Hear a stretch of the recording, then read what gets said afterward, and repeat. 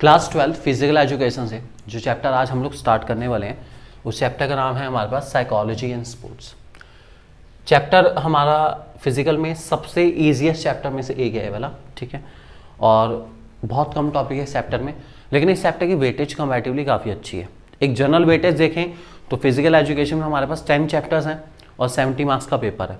तो अगर हम देखें तो एवरेज वेटेज बैठती है हर चैप्टर की 7 मार्क्स, लेकिन रियलिटी में हर चैप्टर की वेटेज 7 मार्क्स नहीं होने वाली, ठीक है। कोई 6 का होगा, कोई 5 का, कोई 8 का भी होगा, कोई 9 का भी होगा।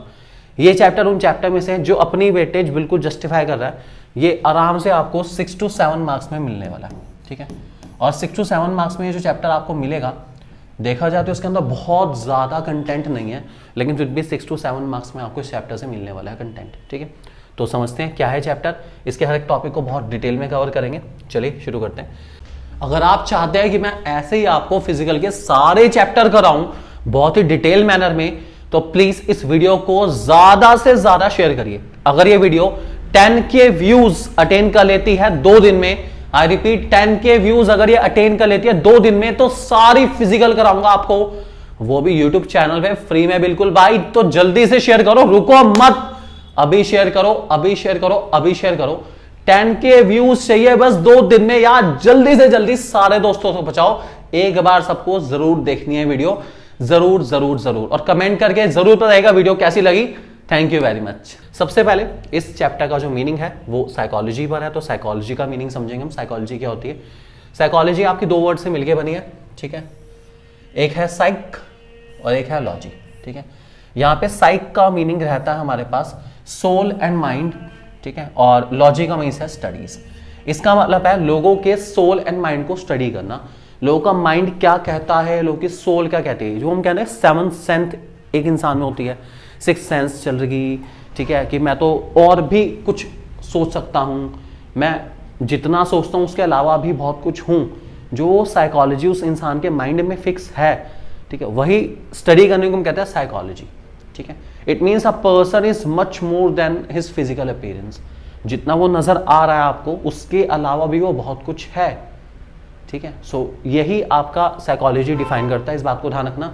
साइकोलॉजी बहुत इंपॉर्टेंट है और ये सोल एंड माइंड को स्टडी कर रहा है। इसको सोल एंड माइंड को, इस बात को ध्यान रख के चलेंगे, 2 चीजों को स्टडी करता है। डेफिनेशन है psychology refers to the study of soul and mind in reference to performance of a sports person.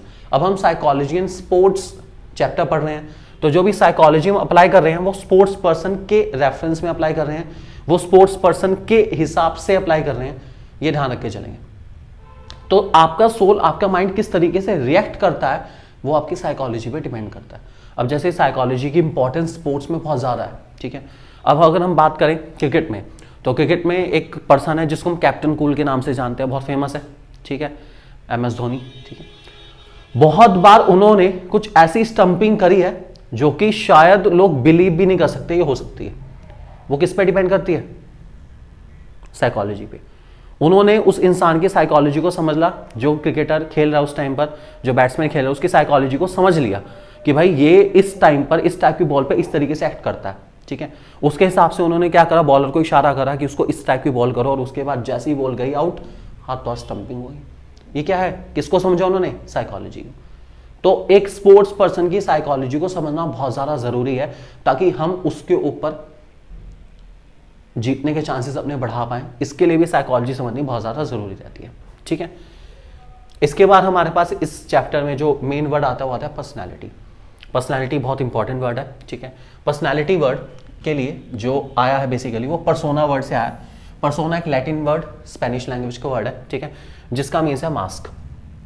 जब हम पर्सनैलिटी की बात करते हैं तो एक पर्सनैलिटी, ठीक है, जब ये पर्सनैलिटी वर्ड आता है ना, तो ये नहीं दिखाता कि वो इंसान आउटर अपीयरेंस कैसा है, सिर्फ उसका आउटर अपीयरेंस नहीं जज करा जाता कि वो बहुत अच्छी पर्सनैलिटी है, वेल ड्रेस्ड है, वो पर्सनैलिटी नहीं है। पर्सनैलिटी दिखाती है कि जो वो दिख रहा है वो तो कुछ भी नहीं है, असली तो वो बहुत कुछ है।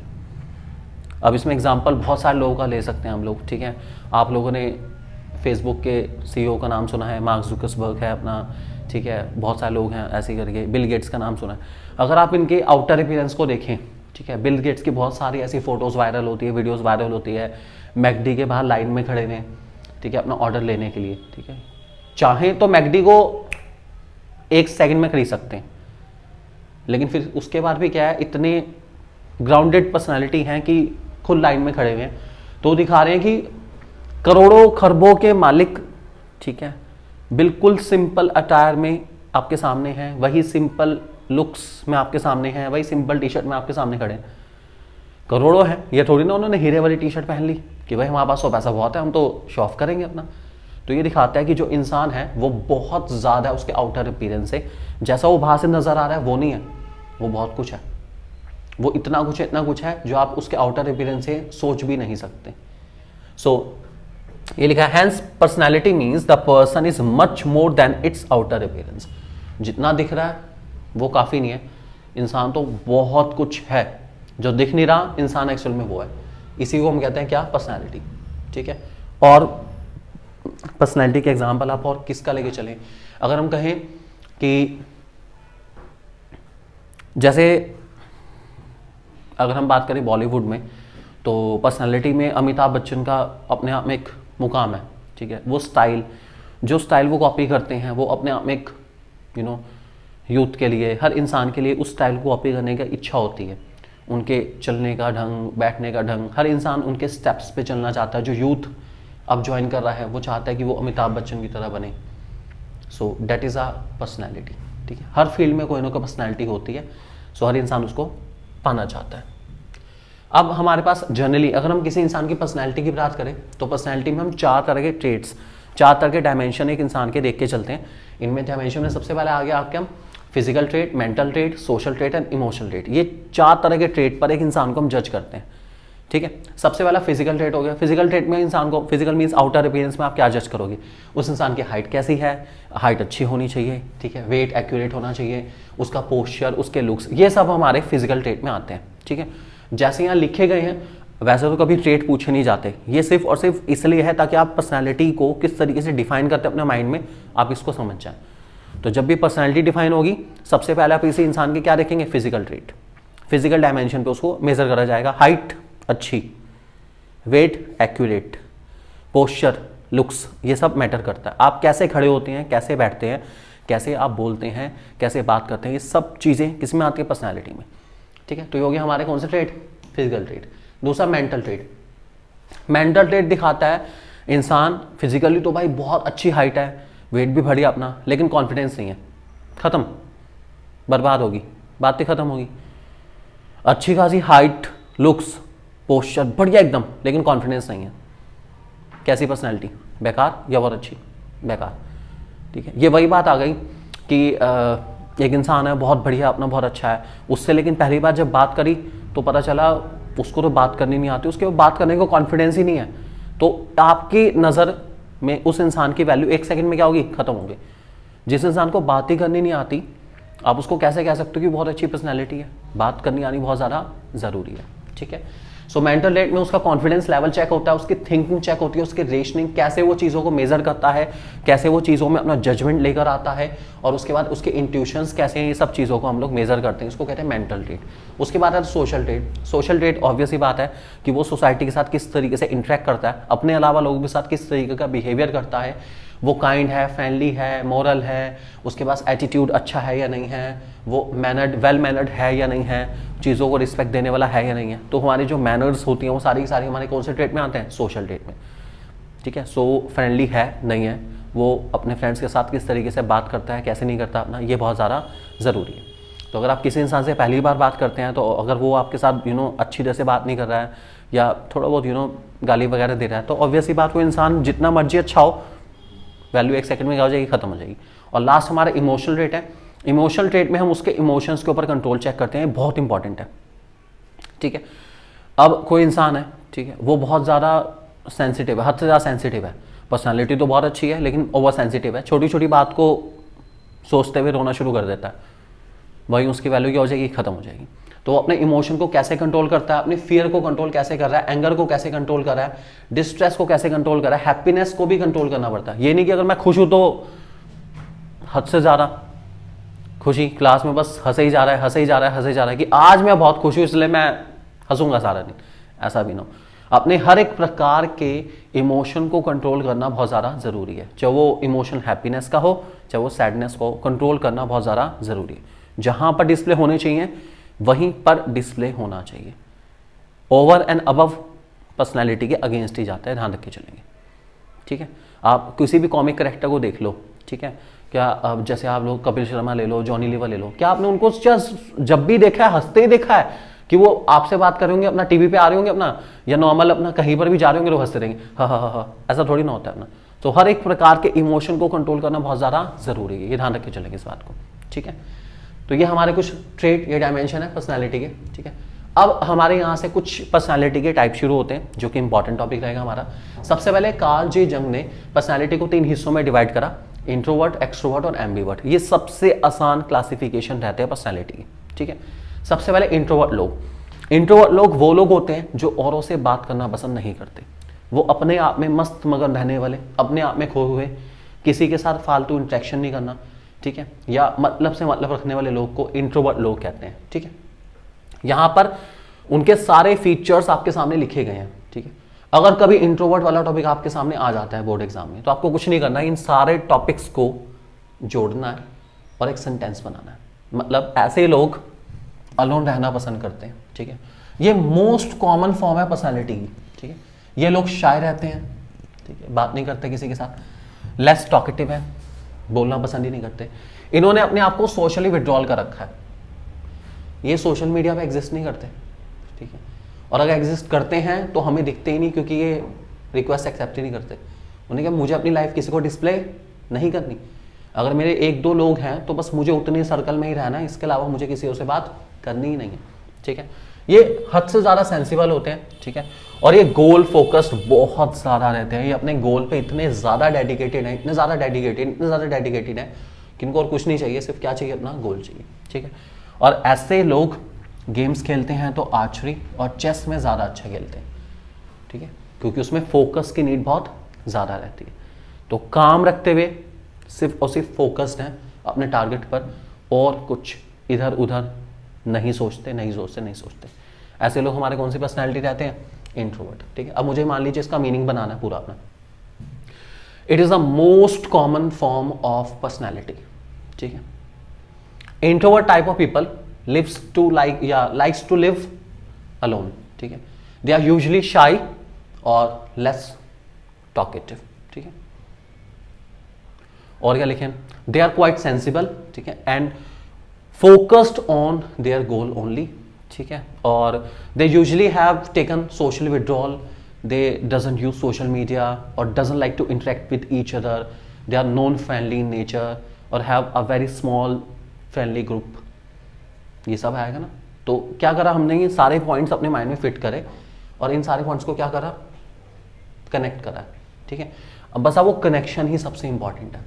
तो फिजिकल में सबसे ज़्यादा ज़रूरी है नॉलेज को कनेक्ट करना। नॉलेज है, ठीक है, उसको क्या करना है, कनेक्ट करना है। बस एक ऐसे इंसान के बारे में सोचना शुरू करो जो आपको इसका एग्जाम्पल नज़र आता है, उसके बारे में 3-4-5 लाइनें लिख दो, इंट्रोवर्ट कंप्लीट हो गया। अब आ जाओ एक्सट्रोवर्ट लोग पे। ये सबसे मस्त मौला लोग हैं, ठीक है। ये हद से ज़्यादा फ्रेंडली है, हद से ज़्यादा टॉकेटिव है, हैप्पी है, सपोर्टिव है, करेजियस है, कॉन्फिडेंट है, फन लविंग है। उसके बाद टीम बिल्डिंग बहुत अच्छे से करते हैं, क्योंकि ऑब्वियस बात है फ्रेंडली नेचर है। और ये गेम्स क्रिकेट, हॉकी, जिनमें टीम की नीड पड़ते हैं, जिसमें अकेले नहीं खेलना, क्या चाहिए, टीम, उसमें एक्सट्रोवर्ट लोग बहुत जरूरत है। ऐसे लोग जो क्या बनाए, टीम बिल्डिंग करें, टीम बना के खेलें, ऐसे लोगों को हम कहते हैं क्या, एक्सट्रोवर्ट, ठीक है। तो क्या लिखेंगे एक्सट्रोवर्ट के बारे में, एक्सट्रोवर्ट टाइप ऑफ पीपल, ठीक है, आर फ्रेंडली नेचर, ठीक है, दे आर क्वाइट टॉकेटिव, ठीक है, they always live their life in a happy manner, they are supportive in nature, they are courageous, ठीक है, and quite confident in whatever way they are doing their work, they are quite confident on that, they are fun loving, they used to live their life in a happiest manner, they enjoy each and every moment of their life, ठीक है, they like to build teams, they are friendly in nature, they makes friends very easily, that's why they participate in games which need some team spirit like cricket, hockey, etc. तो हमने क्या करा, हमने extrovert type के लोगों के बारे में सोचा और उसके बारे में कुछ लाइनें लिखी हैं, ठीक है। सो अपने दिमाग को समझाओ कि आप पहले अपने आप को जज करो कि आप इंट्रोवर्ट की कैटेगरी में आ रहे हो, एक्सट्रोवर्ट की कैटेगरी में आ रहे हो, उसके हिसाब से मैनेज कर लो। ये लाइन हमें लिखना है, अपने आप पूरा नंबर मिल जाएंगे। गेम्स आप पहचान ही चुके हैं, इंट्रोवर्ट वो लोग गेम खेलते हैं जिनमें अकेला इंसान ही खेले, क्योंकि वो टीम पे भरोसे नहीं करते, वो किसी से बात ही नहीं करते, टीम स्पिरिट नहीं होती। एक्सट्रोवर्ट अलग ही है, उन्हें वो सारी चीज़ें करनी है जिसमें टीम स्पिरिट हो, ठीक है। और तीसरा आता है हमारा एम्बीवर्ट। एम्बीवर्ट कुछ नहीं है, वो मिक्सचर होते हैं इंट्रोवर्ट एक्सट्रोवर्ट। ऐसे लोग जो कभी कभी इंट्रोवर्ट हैं और कभी कभी एक्सट्रोवर्ट हैं, depending upon their own mood. कभी तो इतने अच्छे हैं कि भाई साहब मजा आ जाता है उनसे मिलकर, कभी इतने गंदे हैं कि मुझे नहीं करनी बात। तो ऐसे लोग जो कभी इंट्रोवर्ट कभी एक्सट्रोवर्ट है या हाइब्रिड है इंट्रोवर्ट एक्सट्रोवर्ट का, उनको एम्बीवर्ट नाम दिया जाता है। तो इसमें दोनों के कैरेक्टर आ जाएंगे, समटाइम्स वर्ड के साथ आएंगे। They are sometimes supportive, sometimes courageous, ठीक है, sometimes socially withdrawal, sometimes socially active. कभी इधर और कभी इधर, ये बेचारे बीच में सीसो कर रहे हैं। किसके बीच में? इंट्रोवर्ट और एक्सट्रोवर्ट के बीच में। इन लोगों को क्या कहा जाता है? एम्बीवर्ट। क्या कहते हैं हम? ठीक है। नेक्स्ट हमारा बिग फाइव थ्योरी। ये मोस्ट इंपॉर्टेंट क्वेश्चन है, इसके ऊपर आपका एमसीक्यू आ सकता है और काफ़ी चीज़ें इस पे आता है ना, ठीक है। क्वेश्चन कैसा आता है, आपको ना डायमेंशन, ये आपको बताएंगे कि एक इंसान है इस तरह का है, आपको पहचानना है कि वो बिग फाइव थ्योरी के अकॉर्डिंग कौन से उसमें लाई करता है। इसको हम ओशियन थ्योरी भी कहते हैं। क्या कहते हैं? Ocean theory. ओशियन थ्योरी इसलिए कहते हैं क्योंकि इसमें पहले वाला हमारा जो नेचर है वो ओ है, फिर सी है, फिर ई है, फिर ए है और फिर एन है, तो उसको हमने ओशियन थ्योरी नाम भी दिया है, ठीक है। क्या होता है चलिए समझते हैं इसके अंदर बिग फाइव थ्योरी के अकॉर्डिंग। और मैं आपको ये भी दिखाऊंगा कैसे हम इससे, मतलब मान लीजिए पहले हम एक के ट्रेड पढ़ लेते हैं और कैसे उन ट्रेड को कनेक्ट करके हम पूरा 8-10 लाइन तक लिखते हैं बहुत ईजिली, वो भी आपको डिस्प्ले करूँ। पहले देखते हैं ओपननेस, ठीक है। ओपननेस बता रहा है कि ऐसे लोग, ठीक है, अपने माइंड को ओपन रखते हैं, ये नई चीज़ों को सीखने से कभी डरते नहीं। मतलब क्या है ना, माइंड ओपन रखना, ओपन थिंकिंग, ठीक है, आराम से अपना, कोई दिक्कत नहीं, ओपन माइंडेड पीपल है अपना, ठीक है। ये हर चीज़ को एक्सेप्ट करने को तैयार हैं, जो भी नई चीज़ें आ रही हैं उसको समझते हैं, उसके प्रॉज एंड कॉन्स को देखते हैं, उसको एक्सेप्ट करने के बारे में सोचते हैं, ठीक है। ऐसे लोग आर्टिस्ट होते हैं, ठीक है। उसके बाद लर्नर होते हैं, गुड लर्नर, वो नई चीज़ें सीखते हैं। उसके बाद न्यू थिंग्स को सीखना पसंद करते हैं, न्यू कंसेप्ट्स को सीखना पसंद करते हैं, न्यू एक्सपीरियंस को करना पसंद करते हैं। ये क्रिएटिव होते हैं, ये इमेजिनेटिव होते हैं। ऐसे लोग हम कहते हैं ओपननेस। इसका मतलब है जो अपनी थिंकिंग को ओपन रखते हैं, जो नए कंसेप्ट्स को सीखते हुए डरते नहीं, जो नई थिंकिंग डेवलप करने में पीछे नहीं हटते बिल्कुल भी। और ऐसे लोग नए नए कंसेप्ट्स को बहुत जल्दी अडॉप्ट करते हैं और ये लोग इसलिए बहुत ज़्यादा इमेजिनेटिव है, क्रिएटिव है और ये लंबे टाइम तक सर्वाइव भी करते हैं। अगर ऐसे लोग कोई भी काम करेंगे तो बहुत लंबे टाइम तक चलेंगे। क्यों? क्योंकि वो अपने आप को एनवायरनमेंट के अकॉर्डिंग क्या कर रहे हैं? एडजस्ट कर रहे हैं। जैसा जैसा हालात आएंगे उसके हिसाब से अपने को क्या कर लेते हैं? एडजस्ट कर लेते हैं। ऐसे लोगों को हम क्या कहते हैं? ओपननेस। क्या कहते हैं? ठीक है। अब सबसे पहले इस ओपननेस का ही वो देख लेते हैं। ये सारे वर्ड्स हमने पढ़ लिए अच्छे से, अब इनको कैसे रिलेट करा जाता है और कैसे लिखा जाता है। चलिए ओपननेस का आ गया हमारे पास। ये इस बात का प्रूफ है कि आप कैसे इन सारे वर्ड्स को रिलेट करते हुए बहुत अच्छा लिख सकते हो, वो देखो, ठीक है। सबसे पहले ये सारे वर्ड्स आए थे ओपननेस के अंदर, ठीक है, कि ये लोग आर्टिस्ट हैं, लर्नर हैं, new things, new concept, new experience, creative, imaginative, सब यही आया था। अब इनको रिलेट कैसे करा जाएगा? Openness is related with new ideas, new things and new concept. Openness हमेशा किससे रिलेटेड है? New idea, new thinking, new possibilities, new opportunities. हर चीज क्या है? New. It means learn something new, ठीक है, that is openness. And learning new experience. Okay, these type of people are always open to explore creativity with good imagination and innovation। ऐसे लोग नई चीज़ों को सीखना पसंद करते हैं, एक्सप्लोर करना पसंद करते हैं। ये एक्सप्लोरर है। क्या है? एक्सप्लोरर। इन्हें हर बार कुछ ना कुछ क्या चाहिए? नया चाहिए, ठीक है। ये न्यू एक्सपीरियंसेस अर्न करना पसंद करते हैं। कौन से एक्सपीरियंस? New experiences. ये ऐसे लोग हैं जो अपनी रूटीन एक्टिविटी से हटकर कुछ नया करना पसंद करते हैं। ये वो लोग हैं जो एक ही रेस्टोरेंट नहीं जाते बार बार, ये अलग अलग रेस्टोरेंट जाते हैं हर बार।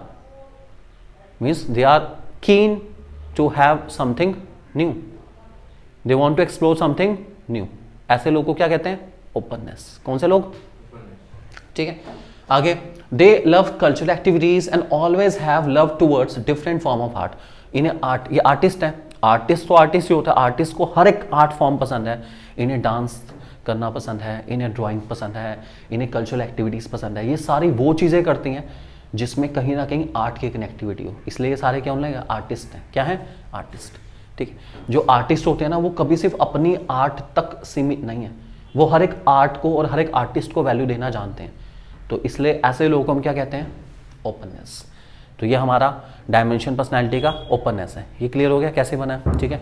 तो द थिंग इज डेट कुछ वर्ड्स जो हमें अपने माइंड में फिट करने हैं और उससे रिलेटेड आराम से आप 5, 6, 7 एक नंबर ज़्यादा से ज़्यादा 1 मार्क में आता है, इससे ऊपर नहीं आएगा, मतलब जब एक 5 आएगा तो पूरा आएगा ही, तो आप आराम से इसको सीख सकते हैं। दूसरा आता है हमारे पास कंसाइंटियसनेस, ठीक है।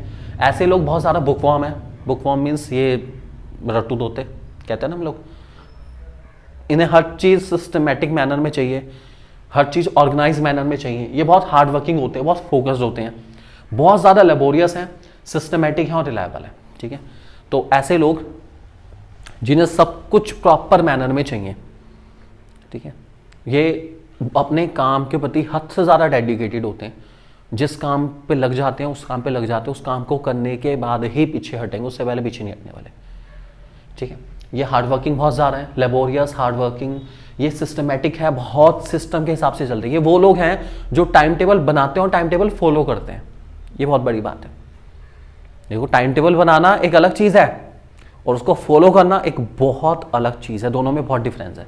ये वो लोग हैं जो टाइम टेबल बना भी लेंगे और उसको फॉलो भी कर लेंगे। ऐसे लोग हम क्या कहते हैं, कंसाइंटियसनेस, क्या कहेंगे, ठीक है। तो ये बुकवॉर्म है, ठीक है, बहुत ज़्यादा डेडिकेटेड है, हद से ज़्यादा ऑर्गेनाइज रहेंगे, हार्ड वर्किंग है, गोल फोकस है, लेबोरियस, सिस्टमैटिक एंड रिलायबल। अपने आप इन सारे पॉइंट्स को रिलेट करते हुए हम एक अच्छा सा पैराग्राफ बना सकते हैं। उसके बाद आता है हमारा एक्सट्रोवर्जन। एक्सट्रोवर्जन हमारे एक्सट्रोवर्ट लोग हैं, मतलब वही जो एंजॉय करना जानते हैं अपनी लाइफ को, ठीक है, मजे लेंगे, फ्रेंडली लोग हैं, ग्रुप बिहेवियर पसंद करते हैं, टीम स्पिरिट बिल्ड करने में हेल्प करते हैं। सब लोग हमारे कौन से हैं, एक्सट्रोवर्जन, क्या कहते हैं। उसके बाद है एग्रीएबलनेस, ठीक है। एग्रीएबलनेस मतलब ऐसे लोग जो हर एक इंसान के अकॉर्डिंग एग्री हो जाएं, या जिनको हम एग्री करा पाए, जिनको हम एग्री करा पाए, जिनको हम मना पाए, ठीक है। यस, हर एक इंसान के अकॉर्डिंग एग्री हो जाते हैं बिना किसी दिक्कत के। ऐसे लोग बेस्ट फ्रेंड मटेरियल होते हैं। क्या होते हैं, क्योंकि बेस्ट फ्रेंड वही बन सकता है जो आपकी बात को बहुत जल्दी मान जाए। जो आपकी बात के अगेंस्ट जाए वो कभी आपका बेस्ट फ्रेंड बन ही नहीं सकता, क्योंकि उसके साथ फिर आपकी केमिस्ट्री मैच नहीं कर पाएगी ना। ऑब्वियस ही बात है कि भाई वाइब नहीं मिल पाएगी बिल्कुल भी। ये तो मेरी हर एक बात को काटता है, बताओ, ये इसको मेरे अगेंस्ट ही जाना होता है, फिर वो आपका बेस्ट फ्रेंड कैसे बन सकता है, पॉसिबल नहीं है बिल्कुल भी। तो एग्रीएबलनेस वो लोग हैं, बेस्ट फ्रेंड मटेरियल होते हैं, फ्रेंडली होते हैं बहुत ज़्यादा, कोऑपरेटिव पता ही नहीं है, एग्री हो रहे तो कोऑपरेट भी करेंगे, एडजस्टिंग है, एग्री हो रहे एडजस्ट भी करेंगे हर उसमें, जनरस है हद से ज़्यादा, ठीक है, आपके अकॉर्डिंग। और उसके बाद सिंपैथेटिक हैं, सिंपैथी रखते हैं आपके अकॉर्डिंग, तभी तो एडजस्ट हो रहे हैं। तो ये आपके बेस्ट फ्रेंड मटेरियल है, आपके हिसाब से एडजस्ट होना जानते हैं बिल्कुल अपना, और आप इन्हें अपने हिसाब से थोड़ा बहुत एडजस्ट करना चाहते हो एडजस्ट भी कर सकते हैं। और लास्ट हमारा आ गया जिसका नाम है न्यूरोटिसिज्म, ठीक है, दैट इज न्यूरोटिसिज्म। ये क्या कहते हैं, ये ऐसे लोग हैं जो बहुत ज़्यादा इमोशनल हैं, इनके नेगेटिव इमोशन इतने ज़्यादा हावी पड़ जाते, इतने ज़्यादा हावी पड़ जाते हैं कि आप इन लोगों के साथ ना कटने की कोशिश करते हैं ऐसे लोगों से। मतलब इन लोगों के पास बैठना बड़ा मुश्किल हो जाता है, इतने ज़्यादा नेगेटिव इमोशन से भरे हुए हैं कि इनके पास बैठने पे लगता है भैया निकल लो बस यहाँ से, इनके पास बैठ के तो कहीं पता चले हमारा भी काम खराब ना हो जाए। ये इमोशनली बहुत ज़्यादा इंस्टेबल रहते हैं, टेंस रहते हैं और मूडी रहते हैं। ये समझो बस एक तरीके से ऐसे लोग जो अपना ब्रेकअप करा के आए हैं और बेचारे रो ही रहे हैं और कुछ नहीं कर रहे अपना, इन्हें बहुत ज़्यादा आदत है रोने की, छोटी छोटी बात पे ये इनको रोना होता है। ऐसे लोगों को हम लोग न्यूरोटिसिज्म कहते हैं। ये हद से ज़्यादा नेगेटिव इमोशन में डूबे हुए हैं, इनके माइंड में पॉजिटिव थिंकिंग आती नहीं है, हमेशा क्या सोचते हैं, सिर्फ नेगेटिव थिंकिंग के बारे में, ऐसा हो गया तो, ऐसा हो गया तो, ऐसा हो गया तो, ठीक है, ये वही सोचने वाले हैं। ऐसे लोग से हर इंसान कोशिश करता है बचने की, और ये बहुत ज़्यादा इमोशनली इनस्टेबल है, इनके इमोशन स्टेबल नहीं रहते, चाहे वो नेगेटिव हो चाहे पॉजिटिव हो, हर इमोशन बहुत जल्दी चेंज हो जाता है। ऐसे लोग हम लोग न्यूरोटिसिज्म कहते हैं, ठीक है। एक फोटो से हम इन सारे के सारे पॉइंट्स को एक बार शॉर्ट में देखते हैं। ओपननेस आपको नज़र आ रहा है, ठीक है, आर्टिस्ट टाइप के लोग हैं। उसके बाद कंसाइंटियसनेस दिख रहा है, हर चीज़ को ऐसे लोग बड़ा बड़ा चश्मा लगा के सब कुछ ऑर्गेनाइज मैनर में लेके चलने वाले, ठीक है, काम काम काम काम काम पे ध्यान देने वाले। उसके बाद एक्सट्रोवर्जन, नाम ही दिख रहा है आपको कि भैया एक फ्रेंड इधर एक फ्रेंड इधर, अपना they are enjoying their life, ठीक है। उसका एग्रीएबलनेस है, गुड फ्रेंड मटेरियल, सबको एडवाइस देने वाले, ठीक है, सबके अकॉर्डिंग एडजस्ट करने वाले लोग। और लास्ट हमारा बेचारा परेशान, जो हर बात पे कुछ नहीं करता, क्या करता है, रोता ही है, उसको रोना ही है और कुछ नहीं करना, छोटी छोटी बात पे रोना शुरू कर देगा और बहुत ही ज़्यादा इमोशनल है और इनस्टेबल इमोशन लेके चलता है अपने। इसके बाद आता है हमारे पास नेक्स्ट टॉपिक जिसका नाम है एग्रेशन। ठीक है, एग्रेशन का मतलब एक तरीके से अगर देखा जाए तो आक्रमण है। ठीक है, तो ये हिंदी में से हम कह सकते हैं आक्रामकता। किसी इंसान से जब आप फाइट करते हैं तो वो एग्रेशन या आक्रामकता होनी चाहिए कि मुझे उस इंसान को हराना है, इसको एग्रेशन कहते हैं। ठीक है, so it is defined as any form of behaviour directed towards goal of harming और इंजरी टू अदर या another living being who is motivated to avoid such treatment. Example, आप सामने वाले को हराने की कोशिश कर रहे हो, उसको हार्म करना है। ठीक है, हार्म करना है या एक तरीके से आप उसको इंजरी पहुंचाने की कोशिश कर रहे हो, उससे जीतना है, जैसे मर्जी करो उससे जीतना है। ठीक है, और वो सामने वाला इंसान उसको अवॉइड करने की कोशिश करेगा, इसको कहा जाता है क्या? एग्रेशन। एग्रेशन का बहुत बढ़िया एग्जांपल है जब क्रिकेट में कोई बॉलर बैट्समैन को बाउंसर डालता है। किस फीलिंग के साथ बाउंसर डालता है? कि तू मार, इस पे छक्का मार। क्या बाउंसर का टारगेट क्या है? कि भैया इससे डर, मेरे से डर, और मेरे से जब डरेगा तो मेरी बॉल को खेल नहीं पाएगा। बिल्कुल मेरे से डरना शुरू कर, मैं तुझे हार्म पहुंचाने की कोशिश कर रहा हूं, मैं ऐसी बॉल डालूंगा जिससे तुझे हार्म होगा। आपने सुना होगा एक बाउंसर से एक क्रिकेटर की डेथ हुई थी ऑस्ट्रेलिया के अंदर, उसकी गर्दन पे लगी थी बॉल और on the spot with in 2-3 second death हो गई। इतनी ज़्यादा खतरनाक बॉल है बाउंसर।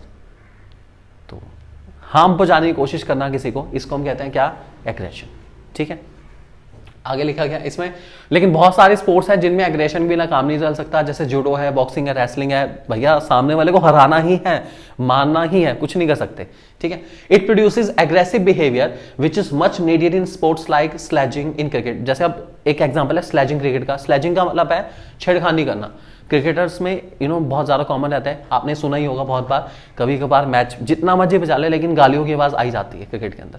वो कुछ नहीं करते, भले चाहे सामने वाले क्रिकेटर को समझ आए या ना आए। देखो अगर वो इंडिया, पाकिस्तान, बांग्लादेश वगैरह के तो समझ जाते हैं गाली कौन सी है, अपना क्या नहीं है।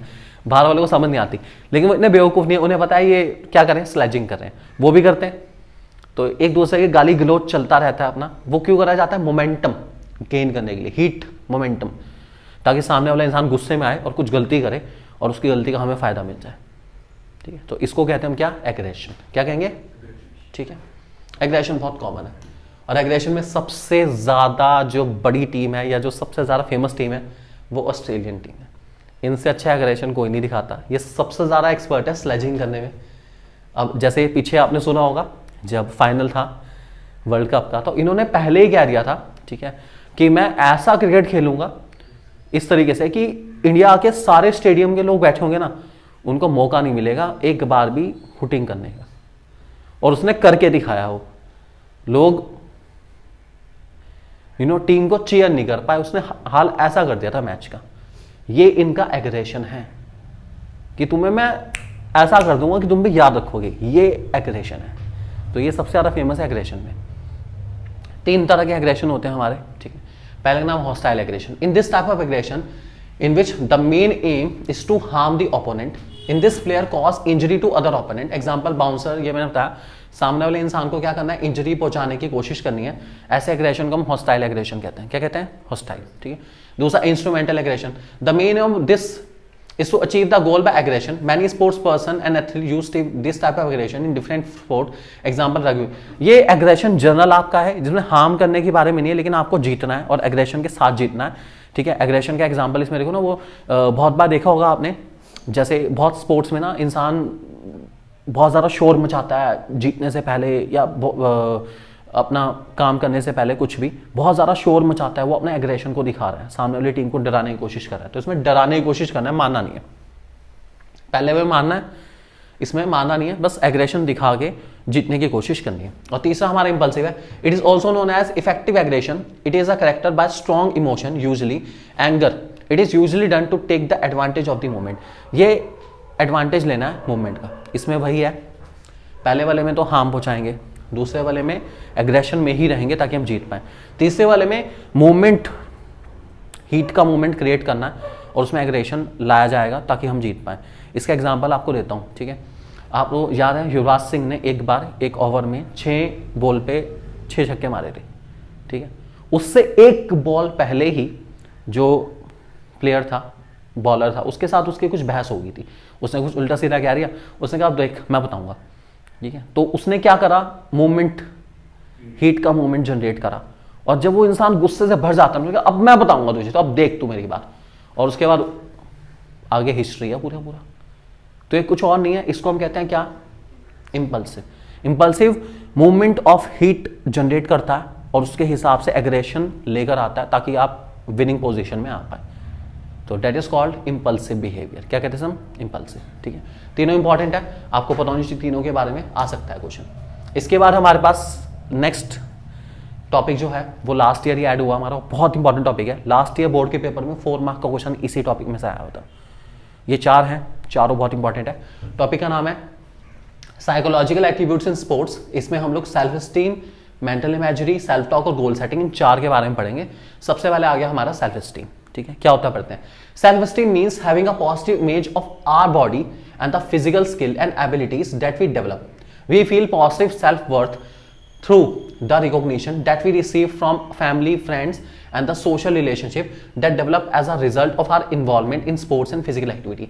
कुछ नहीं कहने जा रहे, आप अपने माइंड में अपनी कैसी इमेज, एक तरह से सेल्फ स्टीम का मतलब है आप कैसे अपनी पॉजिटिव सेल्फ इमेज प्रोड्यूस करते हो अपनी नज़र में, या सोसाइटी या आपके फ्रेंड वगैरह कैसे आपकी इमेज को बेटर करती है। क्योंकि तू बहुत अच्छा खेलना शुरू कर दिया, तूने तो बहुत बढ़िया खेल रहा है, तो बहुत क्लीन स्ट्रोक लेता है सारे के सारे अपना, तेरी बॉलिंग बहुत अच्छी होती जा रही है, ठीक है, तू बहुत अच्छा मैच खेलता है अपना। ये सारी चीज़ें क्या कर रही है, ये इंसान को क्या सेटिस्फाई करा रही है, सेल्फ स्टीम। क्या सेटिस्फाई कर रही है, सेल्फ स्टीम, कि आप अच्छे हो, आप अच्छे हो, this is what, self esteem. आपकी नज़र में आपकी वैल्यू बढ़ रही है, और कौन बढ़ा रहे हैं, आपके आसपास वाले लोग, ठीक है। और ये इसलिए बढ़ रही है क्योंकि आप अच्छा कर रहे हो, इसलिए आपकी इमेज भी ऑटोमेटिकली क्या हो रही है, बढ़ती जा रही है, बेटर होती जा रही है। इसको हम सेल्फ स्टीम कहते हैं। क्या कहते हैं। तो ये जो सेल्फ स्टीम है ना, ये हमारी एक बिजनेस स्टडीज में नीड भी है, self esteem need. Self esteem need का मतलब है डूइंग समथिंग बेटर, कि लोग मुझे जाने, मुझे रिकॉग्निशन मिले, मुझे रिस्पेक्ट मिले। तो जो रिस्पेक्ट आप अर्न कर रहे हो यहाँ पर अपने परफॉर्मेंस की वजह से, उसको हम क्या कहकर चलते हैं, सेल्फ स्टीम। क्या कहेंगे। और ये बहुत जरूरी है, अगर आप कुछ अच्छा काम कर रहे हो तो आपको रिस्पेक्ट मिलनी चाहिए, ताकि आपकी सेल्फ स्टीम क्या हो, सेटिस्फाई हो, आपको अच्छा लगे, हाँ यार मैं मेहनत कर रहा हूं और मुझे इसकी वाहवाही, रिकॉग्निशन भी मिल रहा है। That is called self esteem, ठीक है। सेल्फ स्टीम को कैसे इंप्रूव करा जा सकता है, पहले आप म्यूचुअली रिस्पेक्ट के साथ खेलो, ठीक है, और सारे के सारे पार्टिसिपेंट के नेम जानो। आपको कैसे रिस्पेक्ट मिलेगी, आप गेम खेल रहे हो, ठीक है, आप सारे पार्टिसिपेंट्स के नेम जानते हो, उनके नेम के साथ ही बुलाते हो उनको, ठीक है। दूसरा, आप म्यूचुअल रिस्पेक्ट देके चलते हो, आप रिस्पेक्ट देते हो और रिस्पेक्ट पाते हो, रूल है। तो म्यूचुअल रिस्पेक्ट शेयर करना, अपने आप क्या नीड पूरी होगी, सेल्फ स्टीम नीड पूरी होगी। कौन सी नीड, ठीक है। दूसरा, avoid comment about body size and shape, reinforce comment about ability and skill. किसी की बॉडी शेप पर कोई कमेंट नहीं करना, ठीक है, और एबिलिटी एंड स्किल के अकॉर्डिंग अच्छा ही बोलना है कि हाँ तेरे में स्किल, देखो एक इंसान है वो अच्छा खेल रहा है, ठीक है, तो उसको अच्छा ही बोलो ना, आप उसे क्यों ना तेरा गेम अच्छा नहीं, बिल्कुल ना, आपको बोलना है अगर वो अच्छा है तो उसको अच्छा बोलो, तभी वो भी आपको क्या रिटर्न में बोलेगा, आपके परफॉर्मेंस के हिसाब से आपको अच्छा बोल पाएगा, नहीं तो बोलने वाला नहीं है। तो किसी भी इंसान के बॉडी साइज एंड शेप के बारे में कमेंट नहीं करना बिल्कुल भी, मीन्स कोई भी नेगेटिव कमेंट पास नहीं करना, क्योंकि आप नेगेटिव कमेंट पास करोगे तो रिटर्न में क्या आएगा, नेगेटिव कमेंट, और सेल्फ स्टीम के अगेंस्ट जाता है नेगेटिव कमेंट। अगर कोई आपको बुरा बोलेगा तो आपके माइंड में वो बुरा चलेगा, इसलिए कोशिश करो अच्छा बोलो और अच्छा सुनो। तीसरा, encourage young man to talk about feelings and to solve problem in a non violent ways. अगर कभी लड़ाई हो जाती है तो उसको कोशिश करो नॉन वायलेंट मैनर में सॉल्व करो। जिन लोगों को आप सिखा रहे हो, जिन लोगों के साथ डील कर रहे हो, अगर आपकी टीम है तो उनसे बातचीत करो, उनकी प्रॉब्लम्स को सुनो। एक ऐसा इंसान जो बाकी सबकी प्रॉब्लम सुनता है ना, सब लोगों के मन में उसके लिए इमेज कैसी बनती है, अच्छी या बुरी, ऑब्वियस ही बात अच्छी बनेगी ना। तो आपको ऐसी इमेज क्रिएट करनी है, इसे हम कहते हैं क्या, ठीक है। तो सेल्फ स्टीम का मतलब है सोसाइटी से अपनी इमेज को कैसा बनवाना, पॉजिटिव, ठीक है। और ये तभी बन सकती है, इसके लिए आपको एफर्ट करने पड़ेंगे। आप सोचो बैठे बैठे मिल जाए, ऐसा नहीं होगा, इसके लिए आपको मेहनत करनी पड़ेगी, ठीक है। अपने जूनियर्स के साथ अच्छे से बात करनी पड़ेगी, अपनी सीनियर्स के साथ अच्छे से बात करनी पड़ेगी। सिंपल भाषा में सेल्फ स्टीम कहता है give respect and get it back, ठीक है। लोगों को रिस्पेक्ट दो ताकि आपको रिस्पेक्ट मिल पाए, इसको हम कहते हैं क्या, सेल्फ एस्टीम। क्या कहेंगे, ठीक है। दूसरा आता है mental imagery involve the athlete imagining themselves in an environment performing a specific activity using their sense, sight, hear, feel, smell. The image should have the athlete performing successfully and the feeling satisfied with their performance. It is useful for okay. Mental imagery कह रहा है आपको उस situation को imagine करना है, ठीक है, जब आप बहुत अच्छा परफॉर्म कर रहे होंगे, ठीक है, आप जैसे एग्जांपल एक क्रिकेटर है, वो इमेजिन कर रहा है कि उसने पहले मैच में ही सेंचुरी स्कोर कर ली, तो उसको अच्छा फील होगा, बुरा फील होगा, ठीक है। ये आपका मोटिव बना रहा है, आपका गोल बना रहा है ताकि आप उसके लिए मेहनत कर पाए। आप इमेजिन करो, ठीक है, कि आप ऐसी सिचुएशन में आ गए, जैसे आप इमेजिन करो कि फिजिकल एग्जाम आपके सामने है और आपने पेपर देखा पहली इमेज और सारे के सारे क्वेश्चन आपको आते हैं, तो आपको कैसा फील होगा, अच्छा या बुरा? ऑब्वियस ही बात, आपको लगेगा जो आपने मेहनत करी है वो मेहनत सक्सेसफुल हो गई। उस टाइम जो रिलैक्सेशन आपको आपकी बॉडी में फील होगा, जो माइंड में आप फील करोगे, वो आपको क्या करेगा, और बेटर करने के लिए कोशिश करवाएगा कि अरे अब तो बस पेपर अच्छा है, इसे और अच्छे से परफॉर्म करना है और आराम से 70 आउट ऑफ 70 में स्कोर कर सकता हूँ। This is called mental imagery. Thinking positive about the future, ठीक है, इमेजिन करना फ्यूचर के इस इवेंट को और उसमें अपने आप को लेकर आना, अपने आप को उस फ्यूचर में इमेजिन करना कि ऐसी सिचुएशन होगी और मैं होऊंगा यहाँ पर, लोग तालियां बजा रहे होंगे, I will be recognised by all the people around this society. इस चीज़ को इमेजिन करने को हम कहते हैं क्या, मेंटल इमेजरी। क्या कहते हैं सम, ठीक है। इसका फायदा क्या है? पहला, motivate the athlete by recalling images of their goal for that session और a successful in a past competition of beating a competitor in a competition. इसका एग्जाम्पल आपको देता हूँ। आप सभी ने वो मूवी देखी है सुल्तान, ठीक है, उसमें जब सेकंड फेज शुरू होता है और वो रेसलिंग करने के लिए जाता है, ठीक है, तो उससे पहले वो कहता है ना कि मैंने भले चाहे खेलना छोड़ा, मैंने रिंग छोड़ दी लेकिन इसका खेलना नहीं भूला बिल्कुल भी। तो वो क्या दिखाते हैं, उसको उसी का पास्ट दिखाते हैं कि सुल्तान को सिर्फ सुल्तान ही हरा सकता है, बोलता है ना। तो इसका मतलब है कि वो अपने पास्ट को देख रहा है कि भाई मैं पहले कहाँ पे था, मैं दोबारा वहां पे पहुंचना चाहता हूँ। तो कहना चाह रहे हैं मेंटल इमेजरी से हम इंसान को उसी ट्रैक पर ला सकते हो जिस ट्रैक पर वो पहले था। उसको उसी की फोटोग्राफ दिखाओ, उसको उसी का एक्सपीरियंस दिखाओ, या एक फ्यूचर कोर्स ऑफ एक्शन दिखाओ कि ऐसा दिन आएगा, बस तेरा ही नाम चल रहा होगा पूरा पूरा। सब क्या कराना है, इमेजिन। वो इमेजिनेशन पास्ट के बारे में हो सकती है, जो पास्ट का बहुत अच्छा इवेंट था, या फिर इमेजिनेशन फ्यूचर के किसी इवेंट के बारे में हो सकती है कि एक दिन आएगा, बस सबसे ऊपर नाम तेरा ही होगा। इसे कहते हैं क्या, mental imagery.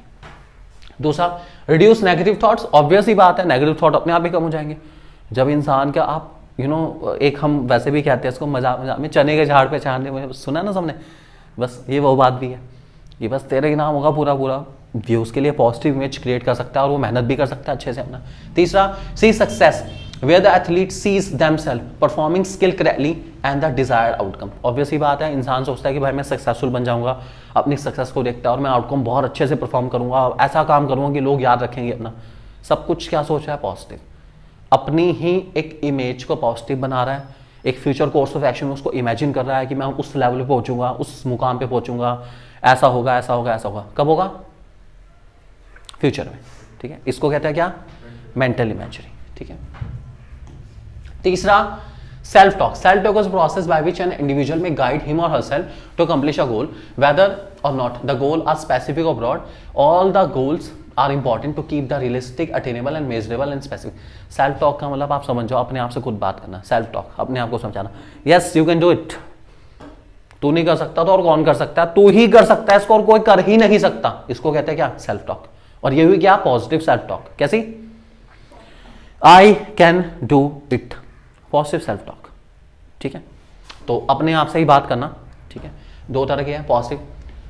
Positive self-talk applies positive encouragement. I can do it. I will, followed by a positive reinforcement. Success versus own success. Positive encouragement help assist in motivating an individual by creating a sense of purpose. वही बात है भाई, मेरे को गोल पाना है, मैं पाके दिखाऊंगा, मैं कर सकता हूँ, मैं कर सकता हूँ, मैं कर सकता हूँ। ये सब क्या है, पॉजिटिव सेल्फ टॉक। नेगेटिव में दे रखा है, negative self talk is a use of negative words such as can not, will not, could have, should have. All of these phases cast doubt and have shown the create increase somatic, physical and cognitive anxiety, that is heterogeneous guidis and biddle। अच्छा, तो उसका नाम बता रखा है, कोई बात नहीं। तो ये बताना चाह रहे हैं, नेगेटिव सेल्फ टॉक में हम लोग यूज करते हैं कांट, विल नॉट, काश ऐसा हो जाता, काश वैसा हो जाता, ठीक है, इस टाइप की फीलिंग यूज़ करते हैं, लेकिन ये आपके नेगेटिव सेल्फ टॉक है। जब आप अपने आप को कभी कभार ना नेगेटिव सेल्फ टॉक से भी आप मोटिवेट कर सकते हैं। लोग कहते हैं तेरे से होगा नहीं, लोग कहते हैं तेरे से होगा नहीं, अब तो मैं करके दिखाऊंगा। इसको हम कहते हैं क्या? Negative self talk. क्या कहते हैं? कि लोगों ने बहुत तुझे बोला है तेरे से नहीं होगा, तेरे से नहीं होगा, तेरे से नहीं होगा, अब तो मैं करके दिखाऊंगा। क्या कहेंगे इसको हम? Negative self talk. बात करनी है किससे? अपने आप से। पॉजिटिव में मैं कर सकता हूँ, नेगेटिव में नेगेटिव इमोशन के साथ कह रहे हैं कि मैं कर सकता हूँ, दोनों इंपॉर्टेंट है। ठीक है, तो सेल्फ टॉक सबसे इजी में आया इन सब में। उसके बाद है गोल सेटिंग। गोल सेटिंग अपने आप बता ही रहा है, नाम ही बता रहा है, गोल सेट करना। ठीक है, goal setting is a simple and practical mental tool you can use to maintain a high level of motivation in your sports participation. For some very element reason, people respond to goal in a very deep and personal way. The experience of setting a goal, working towards a goal, and achieving a goal has a powerful emotional resonance that causes us to continue and strive higher for a goal we set for ourselves. Goal means doing something better regularly. छोटे छोटे goal set करो बड़े target को achieve करने के लिए. ठीक है, आपको बहुत स्मॉल गोल सेट करने पड़ेंगे. हर गोल के अचीवमेंट पर आपको अपने आप को कुछ रिवॉर्ड देना पड़ेगा, और जब आप हर बार अपने आप को कुछ रिवॉर्ड देंगे तो आप अल्टीमेटली कहाँ पे हो जाएंगे? अपने गोल पे. जैसे उनके लिए ना, एथलीट्स के लिए बहुत इंपॉर्टेंट है. ठीक है, अब मान लीजिए एक एथलीट है, वो लॉन्ग जंप कर रहा है. ठीक है, अब लॉन्ग जंप में भाई पहले उसने करी पहली बार तो कुछ मीटर का डिस्टेंस कवर हुआ. अब तक मान लो हाईएस्ट डिस्टेंस है 12 मीटर का या 13 मीटर का एग्जाम्पल है. ठीक है, तो उसको वहाँ तक पहुँचना है. अब पहली बार कोशिश कर तो पहुँच नहीं सकता. पॉसिबल है कि पहली बार में ही भाई साहब वो कमाल हो जाए, ऐसा तो होगा नहीं बिल्कुल भी. तो उसने क्या करा? छोटे छोटे गोल सेट करे कि जब भी मैं पहले से बेटर परफॉर्म करूंगा मैं अपने आपको क्या दूंगा? रिवॉर्ड दूंगा. गोल सेटिंग कर रहा है कैसी? छोटी छोटी. Doing something better regularly. क्या करना है? बेटर करना है. कैसे? रेगुलर बेसिस पर छोटे छोटे गोल सेट करो. ये छोटे छोटे गोल जब सेट करेगा ना तो वो एटलीस्ट कम से कम कॉम्पिटिटिव स्पिरिट भी रहेगी कि मुझे पहले से बेटर करना है, और वो अपने इस एफर्ट्स को भी क्या रखेगा? कंटिन्यू रखेगा. क्या रखेगा? कंटिन्यू. ठीक है, गोल सेटिंग एग्जाम्पल एग्जाम में भी बच्चे बहुत बार देखते हैं अपना. आपने कोई ऐसा कॉम्पिटिटिव एग्जाम दिया, उसमें आपकी स्कोरिंग कम रह गई, तो अगली बार आपका गोल सेट क्या होगा? पहले से क्या करना है? बेटर. थोड़ा और बेटर, और ज़्यादा बेटर. तो थोड़ा बेटर बेटर करते करते आप अपने अल्टीमेट गोल तक अचीव कर पाएंगे. इसको हम कहते हैं क्या? Goal setting. क्या कहेंगे? अब जब भी आप गोल सेट करें आपका गोल थोड़ा सा स्मार्टर होना चाहिए, मतलब स्पेसिफिक हो, करेक्ट मैनर में आप बताओ इतना अचीव करना है, मेजरेबल हो, यूनिट्स में डिफाइन करो कि ज़्यादा बेटर है, आप उसे एक्सेप्ट कर पाएँ, बहुत ज़रूरी है. रियलिस्टिक होना चाहिए, ऐसा ना हो कि वो अचीव ही ना हो पाए, ऐसा गोल मत सेट करो. ठीक है, ऐसा हो जो रियलिस्टिक हो, जिसको अचीव करा हो या अचीव हो पाए. उसके बाद टाइम लिमिट लगेगी गोल सेट करने के लिए, अचीव करने के लिए भी टाइम लिमिट होती है, ध्यान रख के चलना. ठीक है, और उसके बाद एक्साइटिंग होना चाहिए, आपको थोड़ा सा एक्साइट करके चले, हाँ यार मैं करके दिखाऊंगा, मजा आएगा करने में अपना. और लास्ट है रिकॉर्डेड. आपको अपने गोल को क्या करके चलना है? रिकॉर्ड करके चलना है. आप कहाँ हो और कहाँ जाना चाहते हो, उसके बीच का डिस्टेंस पहले से स्पेसिफाई करो, और उसके बाद डेली क्या करो? एफर्ट करो, ताकि आप उस पर अचीव कर पाए. ठीक, तो गोल सेटिंग के बारे में आपको पता होना चाहिए. इसमें सबसे इंपॉर्टेंट हमारा स्टार्टिंग के दो ही हैं. सेल्फ इमेजरी वाला काफ़ी इंपॉर्टेंट है. ठीक है, तो अब उसको अच्छे से, सेल्फ स्टीम दोनों इंपॉर्टेंट है. ठीक है, उसके बाद है हमारे कुछ लॉन्ग टर्म गोल्स हैं, मतलब कुछ गोल्स के टाइप है. लॉन्ग टर्म गोल हो सकते हैं, ईयरली गोल हो सकते हैं, परफॉर्मेंस गोल हो सकते हैं, प्रिपरेशन गोल हो सकते हैं, और लाइफस्टाइल गोल हो सकते हैं. Lifestyle goal means to have physical facilities, car, house, ये सब लाइफस्टाइल गोल हो गया आपके.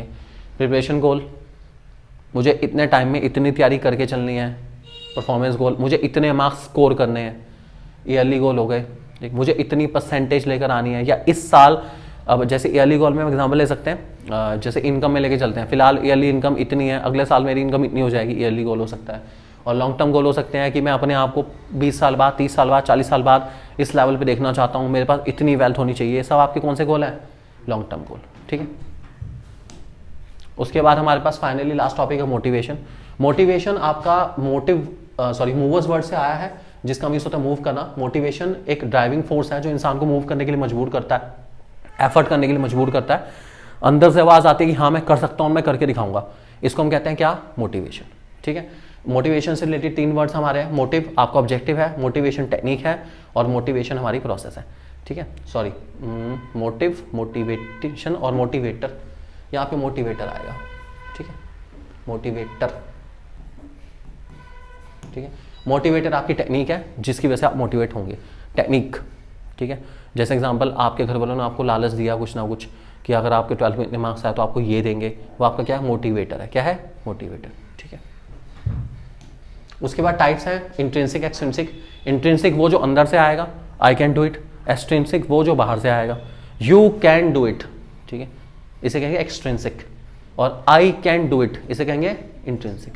तो जब आप अपने आप को खुद मोटिवेट करेंगे इंट्रिंसिक, कोई और मोटिवेट करेगा एक्सट्रिंसिक, ध्यान रख के चलेंगे, ठीक है। और फाइनली हमारे टेक्निक्स है मोटिवेशन के, आपको गोल सेट करना पड़ेगा। एक वर्बल कमेंट मतलब क्या है, कैसे आप मोटिवेट करेंगे, सबसे पहले तो गोल सेट करो, ठीक है। उसके बाद verbal comment, verbal comment means किसी ने आपके ऊपर कमेंट कर दिया कि आपकी बस की बात नहीं है, आप नहीं कर सकते, ठीक है, इंसान मोटिवेट हो गया। अपोजिट सेक्स का प्रेजेंट, ठीक है, जैसे एग्जांपल क्लास में ना गर्ल्स वर्सेस बॉयज वाला कंपटीशन अलग ही लेवल का मोटिवेशन लेकर आता है कि हर बार इस क्लास से लड़कियां फर्स्ट सेकंड थर्ड पोजीशन आती है, अच्छा इस बार तेरा भाई लेकर आएगा, प्रेजेंस ऑफ अपोजिट सेक्स। उसके बाद कैश प्राइज ट्रॉफी पाने के लिए इंसान मोटिवेट होता है। प्रेज एंड ब्लेम, तारीफ मिलेगी, ब्लेम भी आ सकता है अगर अच्छा नहीं करा तो, इसलिए मोटिवेट होता है इंसान। और पॉजिटिव सेल्फ टॉक, अपने आप को yes I can do it. तो इन सब चीज़ों से इंसान क्या होता है, मोटिवेट होता है, ठीक है। उसके बाद एक्सरसाइज एडहेरेंस, हमारे चैप्टर का लास्ट टॉपिक है। एक्सरसाइज एडहेरेंस का मतलब है आप अपनी डेली लाइफ के अंदर एक्सरसाइज को कैसे लंबे टाइम तक मेंटेन कर सकते हो, आप अपनी रूटीन एक्टिविटीज में कैसे एक्सरसाइज को शामिल कर सकते हो, लंबे टाइम तक कैसे कंटिन्यू कर पाओगे, इसको एक्सरसाइज एडहेरेंस कहते हैं हम लोग, ठीक है। तो इसके कुछ रीजंस हैं एक्सरसाइज करने के, आपको क्या फ़ायदा मिलता है। पहला, आपका मूड हैप्पी रहता है। दूसरा पॉइंट, आपकी स्ट्रेस रिड्यूस हो जाती है, ऑब्वियस ही बात है, अच्छी बात है।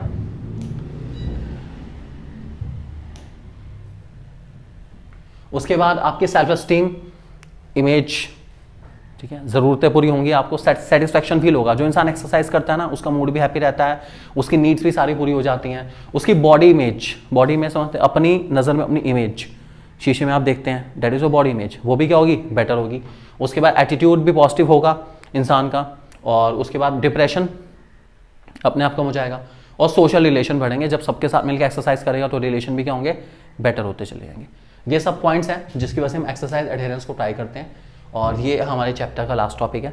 आप इसको जनरल भी लिख सकते हैं कि एक्सरसाइज इंसान को क्यों करनी चाहिए, तो आप बता सकते हैं एक्सरसाइज करने से हमारी बॉडी इमेज अच्छी होती है, स्ट्रेस कम होता है, डिप्रेशन कम होता है और कंसंट्रेशन पावर भी बढ़ जाती है। तो कुछ भी लिख सकते हैं, जनरल टॉपिक है हमारा। आप जो इसमें नॉर्मल कुछ ऐसे टॉपिक हैं हमारे जो आप जनरल मैनर में लिख सकते हैं, उसमें आपको वो हेडिंग की नीड नहीं है, आप हेडिंग देना चाहें दे सकते हैं और बहुत सिंपल मैनर में उसको लेके चल सकते हैं, ठीक है। तो एक बार एक्सरसाइज एडहेरेंस का मीनिंग आप देखना चाहें देख सकते हैं। ये एक्सरसाइज बिहेवियर है within structure program and exercise maintenance outside the formal program. आप कैसे अपने फॉर्मल रूटीन में एक्सरसाइज को हमेशा शामिल करके चल सकते हो, इसको एक्सरसाइज एडहेरेंस कहते हैं। आसान नहीं है, ये वही बात है ना कि साल के पहले डे जिम जाने के लिए प्रॉमिस तो बहुत लोग करते हैं, लेकिन पूरे साल जा पाना is not an easy task. तो कैसे अपनी डेली एक्टिविटी में एक्सरसाइज को आप इंपॉर्टेंस फील कराएंगे और डेली एक्सरसाइज करेंगे, इसी को हम क्या के चलते हैं, क्या, एक्सरसाइज एडहेरेंस, ठीक है। तो आप कैसे एक्सरसाइज में डेली अपने रूटीन में शामिल करें, इसको एक्सरसाइज एडहेरेंस कहा जाएगा, ठीक है।